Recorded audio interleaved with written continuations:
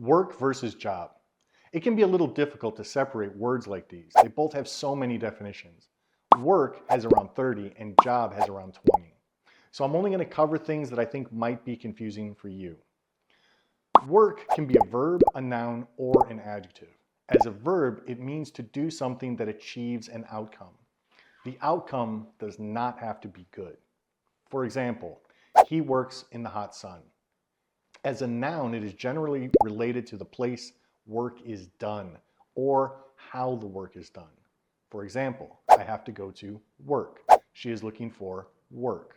As an adjective, it is used to identify things that are used or worn to do work. For example, these are my work shoes. That is my work friend. German Shepherds are working dogs. Job, on the other hand, is almost always a noun or an adjective. My dictionary says it can be a verb, but I have never heard or seen it used in the way that it describes. It might be regional or specific to some occupation. As a noun, it is task related, the thing or things that need to be done. When you go to work, you do your job.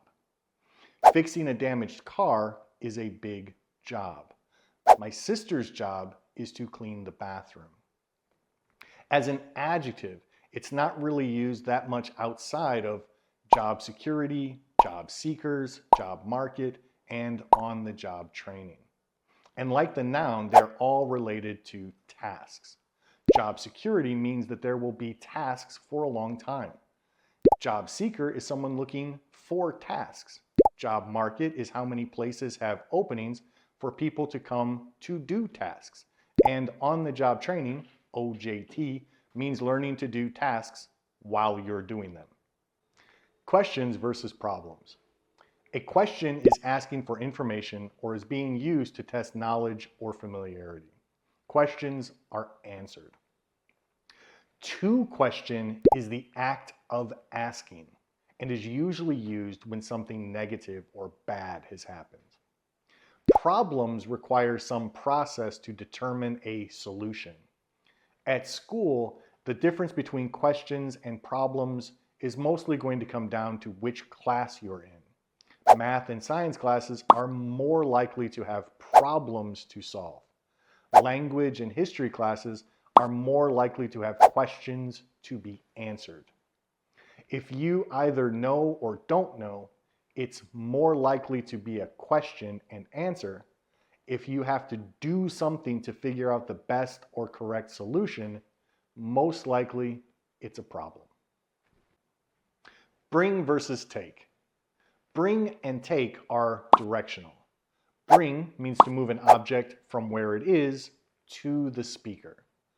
Take means to move an object from where it is to somewhere else, not the speaker.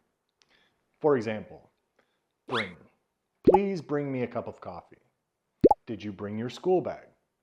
Don't forget to bring a pencil to class. Take. Can you take out the trash? It's raining. Take an umbrella with you. You can take a cookie. You might also use take for transportation. When you take a train, you don't move it, you get in it, and it moves you. The same is true for planes, buses, cars, even bicycles. Study versus learn. I'm assuming that if you're having a problem with these, it is the verb form. There is also a bit of conflict between the US and UK usage. To study is reading with the intent of learning. To learn is to gain knowledge or understanding. I also want to say that knowledge is not information. It is having information and understanding what it means or how to use it. Knowledge can't be given. Information can. So you study to learn.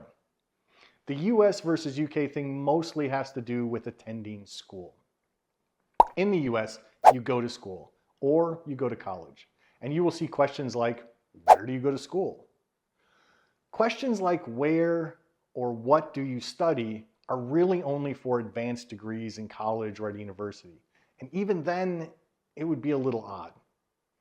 In the UK, they use the word study instead of go to. So you might see, where do you study in a similar context? Borrow versus lend. Borrow and lend are two sides to the same coin. Which one you use depends on whether you are the giver or the receiver. If you are the giver, the lender, you have something the other person wants or needs. You lend it to them. After they use it, they return it to you. If you are the receiver, the borrower, you need or want something that someone else has. You borrow it from them, and when you are finished needing or wanting it, you give it back to them. If there is no return, that's not lending or borrowing. It might be giving, taking, sharing, or maybe stealing. And this means that you can't really borrow things like food. Money is a little different too. Not the borrower or lender part, but in the return part.